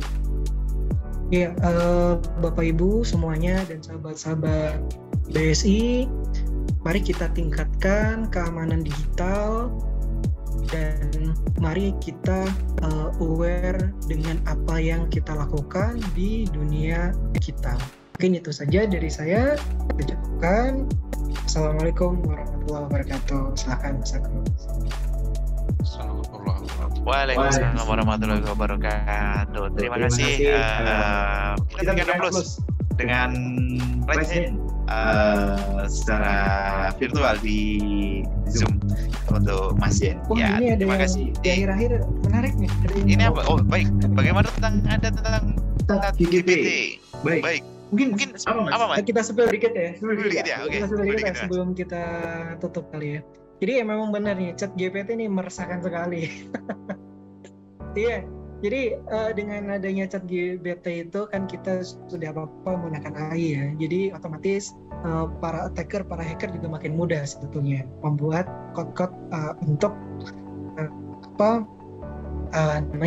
untuk hacking. Jadi dengan adanya ChatGPT ini akan menjadi makin masif. yang namanya tingkat kerentanan global. Jadi ini menjadi concern kita juga. Makanya dengan adanya ChatGPT, wah apa aja tuh kan tinggal bilang tolong dong ChatGPT, aku mau bikin ini gitu kan. Aduh. Ini salah satunya mengancam pekerjaan saya juga, Mas. Sebagai IT support yang sering ditanya-tanya ataupun disasar oleh banyak di Universitas Islam Indonesia. Mungkin bisa tergantikan oleh ChatGPT ya. IT support by ChatGPT. Mungkin salah satu mengancam karena memang AI semakin masif ya, termasuk dengan malware juga. Ini makin masif juga menggunakan fitur dari ChatGPT. Bikin source code atau ini yang tadi disebut juga create polymorphic malware, itu juga ya akhirnya berkembang yang namanya malware itu. Jadi memang kita harus makin itu semuanya, kita harus makin aware terhadap cyber security atau security digital security. Mungkin itu Mas Agus. Obrolan terakhir kita. Ini Mas ya. Kita akan bahas di sesi yang lain ya untuk ChatGPT ini ya. Mungkin besok kita akan explore jauh ChatGPT ini dengan teman-teman dari developer ataupun dari badan sistem informasi. Ya mungkin akhirnya akan ada tentang ChatGPT mungkin ya. Oke. Entah itu nanti di sesi security atau di sesi yang lain, itu nanti mungkin mudah-mudahan aja ada yang tentang tadi ChatGPT. Baik, terima kasih. Sampailah kita pada penghujung acara pada siang hari ini. Kami informasikan kembali kepada seluruh peserta untuk dapat mengisi form kehadiran untuk acara pada siang hari ini guna keberkembangan dari acara UI Academy ke depannya. Baik, terima kasih atas kehadiran Bapak Ibu, saudara sahabat BSI semua. Saya akhiri acara pada siang hari ini tanpa mengurangi selamat. Saya tutup dengan bacaan alhamdulillah bersama-sama. Alhamdulillahirabbil alamin. Saya akhiri. Wassalamualaikum warahmatullahi wabarakatuh. Yang hari ini tanpa mengurangi.